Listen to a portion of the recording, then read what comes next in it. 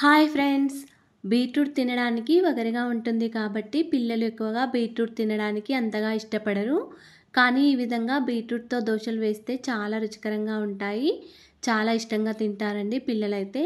Beetroot దోశల కోసం ముందుగా 2 బీట్రూట్లను తీసుకొని పీలర్తో పైన తొక్క తీసేసి ముక్కలుగా కట్ చేసుకొని మిక్సీ జార్లో వేసుకోవాలి. అదేవిధంగా 1 ఇంచు అల్లం ముక్కను కూడా ముక్కలుగా కట్ చేసుకొని వేసుకోవాలి. 2-3 పచ్చిమిర్చి కూడా మధ్యలో కట్ చేసి మిక్సీ జార్లో వేసుకొని మెత్తగా గ్రైండ్ చేసుకోవాలి. అల్లం వేయడం వల్ల మనకి బీట్రూట్లోని వగరు అనేది మనకు తెలియదండి. బీట్రూట్ జ్యూస్ చేసేటప్పుడు అల్లం వేస్తే చాలా రుచికరంగా ఉంటుందండి.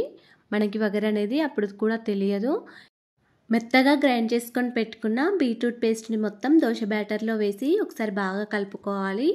తర్వాత స్టవ్ ఆన్ చేసుకొని దోశ ప్యాన్ పెట్టుకొని కొద్దిగా ఆయిల్ వేసుకొని ఒక గరిటెతో పిండిని తీసుకొని ఈ విధంగా దోశలుగా వేసుకోవాలి.